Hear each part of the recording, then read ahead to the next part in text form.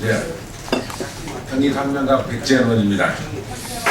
오늘 우리 문창극 총리후보 지명자에 대한 차례를 촉구하는 우리 독립유공자에 대한 후손들의 분원관에 입장을 밝히는 기자회견을 시작하도록 하겠습니다.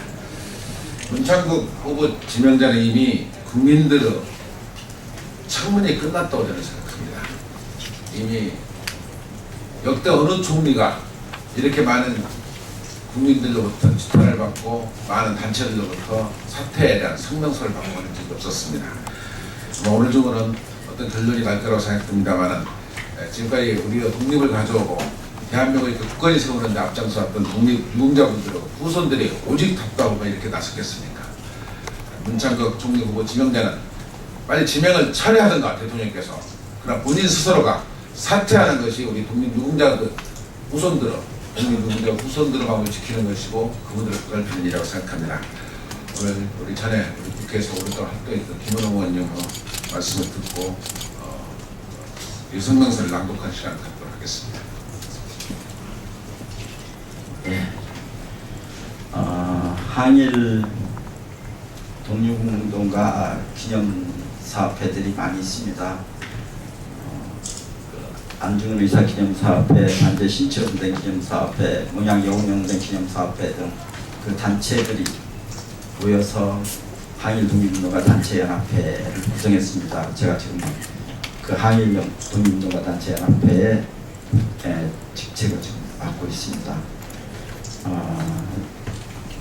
여기 지금 모인 저희들은 독립운동가의 직계 후손들입니다.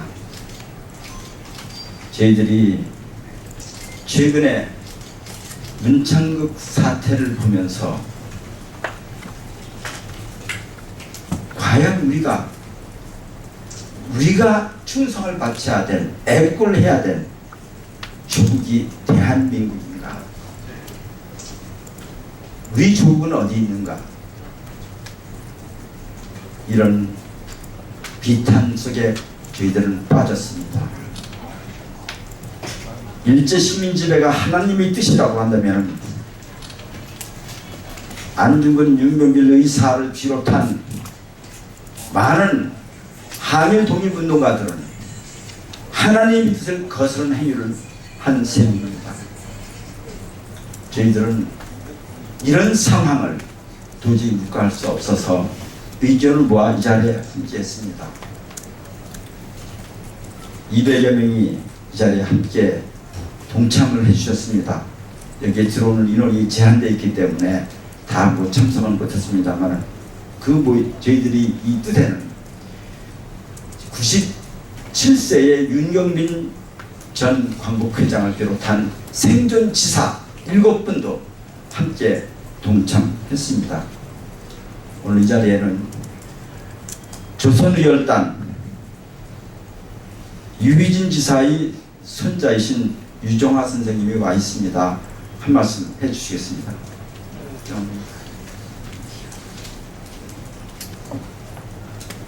네, 유정화입니다. 저는 지난 일주일 동안 잠을 못 잤습니다.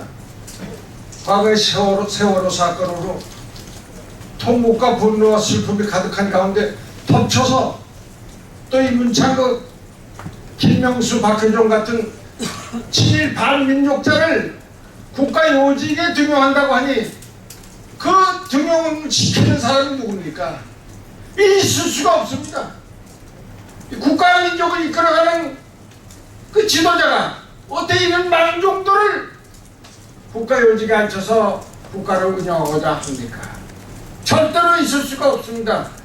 저와 여기에 모이신 독립유공자 후손들은 앞으로도 이와 같은 망발된 정부의 행동에 대해서 바르게 설 수 있도록 최선을 다해서 투쟁할 것입니다. 이상입니다. 우리 다음에는 광복군 장준하 지사의 장남이신 장호건 선생께서 말씀하시겠습니다.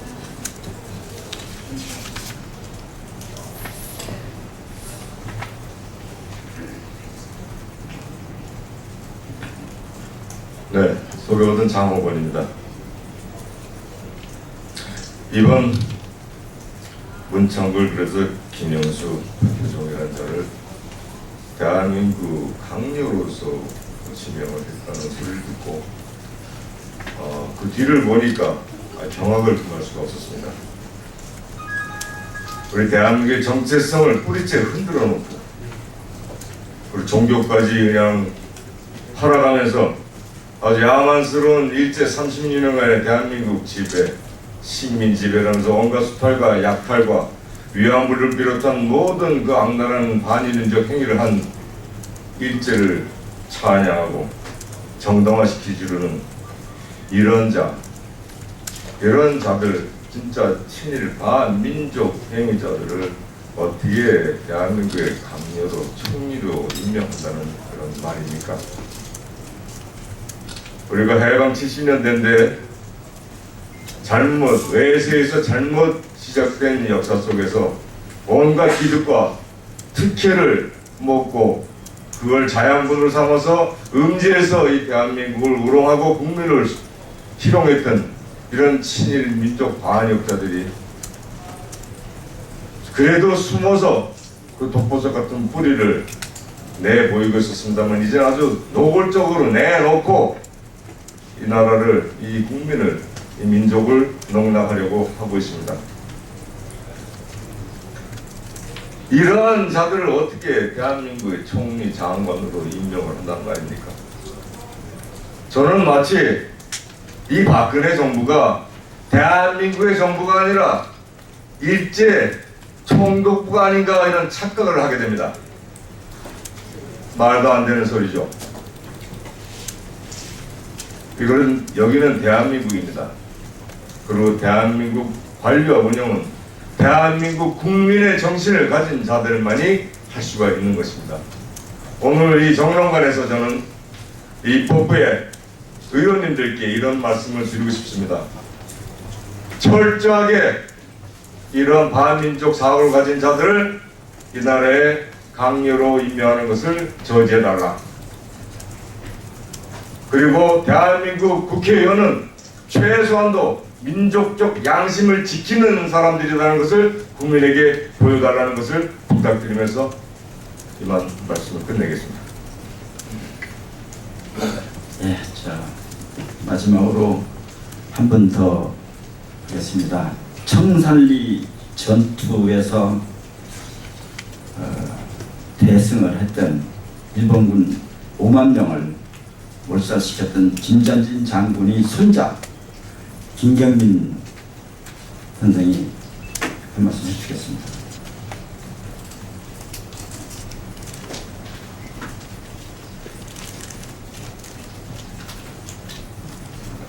앞에 계신 분들께서 너무 좋은 얘기를 해주셔서 저는 그냥 짧게 한마디 하겠습니다. 식민 지배가 하나님의 뜻이라며 독립군 토벌 때 몸담은 만두 조작 박정 이는 하나님의 뜻을 따른 것이고 청산리 전투에서 일본군 5만 명을 격퇴시킨 저희 할아버지는 하늘의 뜻을 하나님의 뜻을 안다는 겁니다. 저는 사실 여야 없습니다. 저의 신앙은 조국과 민족입니다. 이 나라가 진짜 식민생활을 떨어버리고 잘 좀 민족 정기가 바로 세운 이런 나라가 됐으면 좋겠습니다. 이거로 제 말씀 마칩니다. 예, 그러면은 저희들이 준비한 성명서를 낭독하도록 하겠습니다. 친일 문창극 김명수 박효종 박근혜 대통령의 역사관이 정상적인가? 문창극 사태는 국기를 흔드는 사건이다. 헌법 정신을 부인하는 사람을 국가 주요 직책에 임명하는 행위는 대통령의 인사권의 범위를 벗어난다. 이는 정신적 반란 행위이다. 이번 사태는 여야 간의 문제도 아니고 보수 진보의 문제도 아니다. 정의와 불의의 문제이고 역사 진실과 허위의 문제이다. 국민을 무서워하고 역사를 두려워하는 정치인이라면 문창극 후보 등을 감히 비호하지 못할 것이다. 문창극 사태는 한 개인의 언행 차원의 문제가 아니다. 절대적 인사권을 쥔 청와대의 문제이고 박근혜 대통령의 문제이다. 문창극에 이어 일제 식민지배를 열정적으로 미화하는 김영수 교육부 장관 후보, 박효종 방송통신위원장을 임명한 것은 박근혜 대통령의 역사관, 국가관이 정상적인지 의문을 품게 하는 내용입니다. 박근혜 대통령의 이런 역사 왜곡 DNA는 다카키 마사오의 딸이기 때문에 어쩔 수 없는 것인지 의구심이 든다. 박정희가 친일파 중심의 정권을 구성했듯이 박근혜 정부도 앞으로 수많은 문창극 사태를 야기시킬 가능성이 있다는 우려를 짓게 한다. 문창극 등 친인사의 기용은 항일 독립지사의 정신을 훼손하는 도전이다. 안중근 의사, 윤병근 의사가 오늘에 살아있다면 이는 반민족 친일 세력에게 폭탄을 던졌을 것이다. 문창극 등 친일 인사를 권력의 중심에 포진시키는 박근혜 정부는 3.1절과 광복절을 기념할 자격이 없다. 친일 인사의 기용을 철회하지 않는다면 우리 생전 독립운동가들과 독립운동가 후손들은 향후 박근혜 정부가 주관하는 3.1절 기념 행사와 8.15 광복절 기념 행사에 참여하지 않을 것임을 밝힌다. 이번 문창극 사태로 인하여 박근혜 정부는 치유하기 힘든 정통성의 상처를 입었다. 국민들로 하여금 대통령으로서의 자질과 자격에도 의문을 품게 했다. 박근혜 정부가 정신 차리길 바란다. 그리고 처절한 반성의 토대 위에 국정기조를 전환하지 않으면 국민이 저항에 부딪힐 것임을 경고한다. 이상입니다. 혹시 뭐 질문할 거 있으면 말씀해 주시기 바랍니다. 예, 그리고 한 가지 저희들 그 프랑카드 한쪽 구탱에 사진이 하나 있습니다. 흑사진이 오래된 사진이 있는데 그 사진은 박근혜 대통령의 얼굴이 있습니다. 그리고 그 옆에는 독립운동가 심산 김창수 공이 병상에 누워있는 모습이 보입니다. 박정희 대통령이